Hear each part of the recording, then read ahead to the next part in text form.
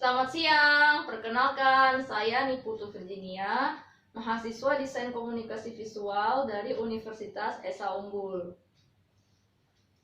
Kali ini saya akan mempresentasikan tentang materi PUEBI atau Panduan Umum Ejaan Bahasa Indonesia. Nah, sebelum kita mempelajari tentang PUEBI, mari kita simak apa itu pengertian dari ejaan.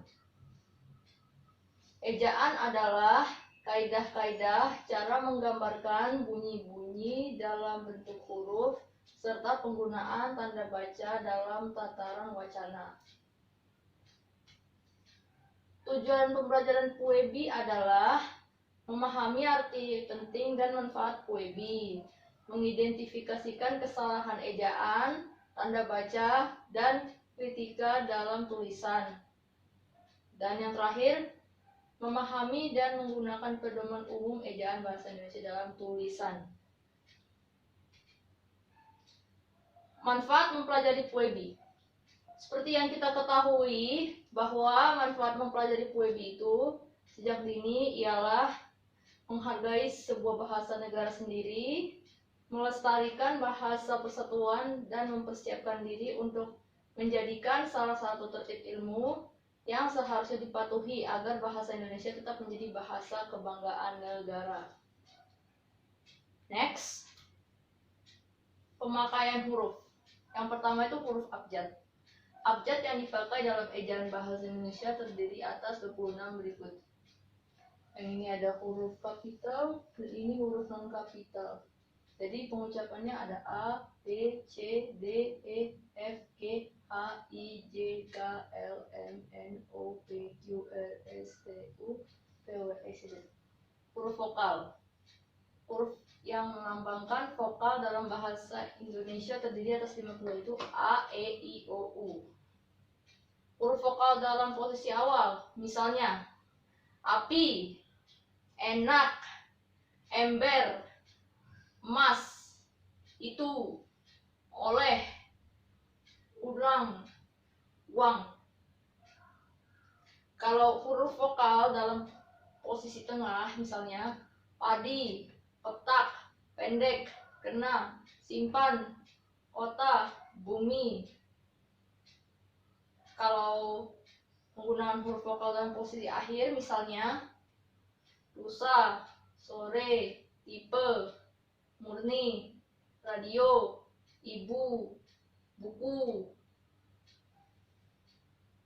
Next, keterangan. Untuk pengucapan atau pelafalan kata yang benar di akritik berikut ini dapat digunakan jika ejaan kata itu dapat menimbulkan keraguan. Ada diakritik dilafalkan atau misalnya anak-anak bermain di teras. Kedelai merupakan bahan pokok kecap. Diakritik dilafalkan ini. Yang ini. Kami menonton film seri. Pertahanan militer Indonesia cukup kuat. Diakritik yang dilafalkan ini, misalnya pertandingan itu berakhir seri. Upacara itu dihadiri pejabat teras Bank Indonesia. Kecap dulu makanan itu. Next, selanjutnya ada huruf konsonan. Jadi huruf konsonan adalah huruf yang melambangkan konsonan dalam bahasa Indonesia terdiri atas 21 huruf itu B, C, D, F, G, H, J, K, L, M, N, P, Q, R, S, T, V, W, X, Y, Z. Nih, huruf konsonan dalam posisi awal, misalnya bahasa, cakap, dua, fakir, guna, hari, jalan, kami, lekas, maka, nama, pasang, koriah, raih, sampai, tali, variasi, wanita, senon, yakin, zeni. Huruf konsonan dalam posisi tengah, misalnya sebut, kaca, ada, kafan, 3, saham, manja, paksa, alasan, kami, tanah, apa, ikro, bara, asli, mata, lava, hawa, payung, lazim. Penggunaan huruf konsonan dalam posisi akhir misalnya adab, abad, maaf, budek, tuah, mikroj, politik, akal, diam, daun, siap, putar, tangkas, rapat, molotov, takraw, juz. Keterangannya, huruf Q dan X khusus digunakan untuk nama diri dan keperluan ilmu. Huruf X pada posisi awal kata diucapkan S. Huruf diftong. Di dalam bahasa Indonesia terdapat 4 diftong yang dilambangkan dengan gabungan vokal I, AU, E, dan OI. Huruf diftong dalam posisi awal misalnya autodidak, dan eigendom. Huruf diftong dalam posisi tengah misalnya balairung, taufik, geyser, dan boykot. Huruf diftong pada posisi akhir misalnya pandai, harimau, survei, amboy, atau bisa juga tomboy dan juga cowboy. Gabungan huruf konsonan. Gabungan huruf konsonan KH, NG, NY, dan SY masing-masing melambangkan satu bunyi konsonan. Gabungan huruf konsonan pada posisi awal misalnya khusus, ngarai, nyata, dan syarat. Gabungan huruf konsonan pada posisi tengah misalnya akhir, bangun, banyak, musyawarah. Gabungan huruf konsonan pada posisi akhir misalnya tarik, senang, arash. Yang kedua ada huruf kapital. Huruf kapital dipakai sebagai huruf pertama di awal kalimat. Misalnya, apa maksudnya huruf A kapital? Dia membaca buku. Huruf D kapital. Kita harus bekerja keras. K huruf kapital. Pekerjaan itu akan selesai dalam 1 jam. P huruf kapital. Huruf kapital dipakai sebagai huruf pertama unsur nama orang termasuk julukan. Misalnya Amir Hamzah, Dewi Sardika, Halim Perdana Kusuma, Weich Rudolf Supratman, Jenderal Kancil, Dewa Pedang, Alessandro Volta, Mujoir, Rudolf Diesel, Napoleon Bonaparte. Huruf kapital dipakai pada awal kalimat dalam petikan langsung. Misalnya adik bertanya, A-nya huruf kapital. Kapan kita pulang? K-nya huruf kapital. Orang itu menasihati anaknya. U-nya huruf kapital. Berhati-hatilah, nak. B-nya huruf kapital.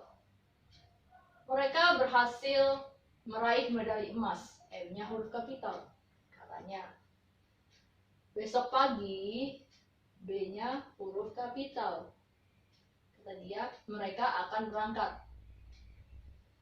Huruf kapital dipakai sebagai huruf pertama setiap kata nama agama, kitab suci, dan Tuhan termasuk sebutan kata Latin untuk Tuhan. Misalnya Islam, Al-Quran, Kristen, Alkitab, Hindu, Weda, Allah, Tuhan. Contoh kalimat, Allah akan menunjukkan jalan kepada hambanya. A-nya huruf kapital. Ya, Tuhan, Y sama T-nya huruf kapital.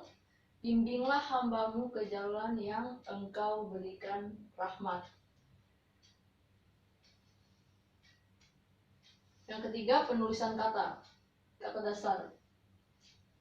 Kata dasar ditulis sebagai satu kesatuan. Misalnya, kantor pajak penuh sesak. Saya pergi ke sekolah. Buku itu sangat tebal. Bentuk ulang.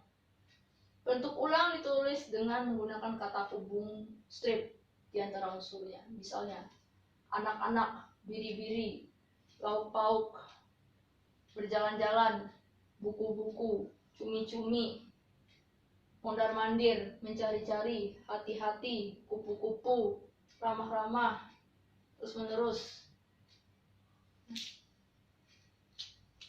Yang keempat, pemakaian tanda baca. Tanda titik. Tanda titik dipakai pada akhir kalimat pertanyaan. Misalnya, mereka duduk di sana, titik. Dia akan datang pada pertemuan itu, titik. Tanda koma. Tanda koma dipakai di antara unsur dalam suatu perincian atau pembilangan, misalnya buku, koma, majalah, koma, dan jurnal termasuk sumber kepustakaan. Tanda tanya dipakai pada akhir kalimat tanya, misalnya siapa pencipta lagu Indonesia Raya? Tanda tanya. Di mana letak rumah nenek? Tanda tanya. Tanda petik. Tanda petik dipakai untuk mengapit petikan langsung yang berasal dari pembicaraan, naskah, atau bahan tertulis lain. Tanda petik besok akan dibahas dalam rapat, koma. Tanda petik ucap Bu Desi. Imbuhan di dan kata depan di. Kata depan di adalah salah satu kata depan dalam bahasa Indonesia yang berfungsi untuk menunjukkan tempat. Menurut Pedoman Umum Ejaan Bahasa Indonesia atau PUEBI, kata depan ditulis terpisah dari kata mengikutinya. Contoh, di spasi mana rumah kamu? Buku itu disimpan di atas meja. Kucing itu tertidur di kolong meja. Imbuhan di dapat bergabung dengan kata kerja dan kata benda. Imbuhan di berfungsi membentuk kalimat pasif transitif. Contoh imbuhan di diantaranya adalah kelas dihias murid-murid dengan balon warna-warni, boneka beruang dipegang, rumah dijual oleh ayah, jendela dibuka oleh ibu. Demikian presentasi yang saya sampaikan. Terima kasih. Tuhan memberkati.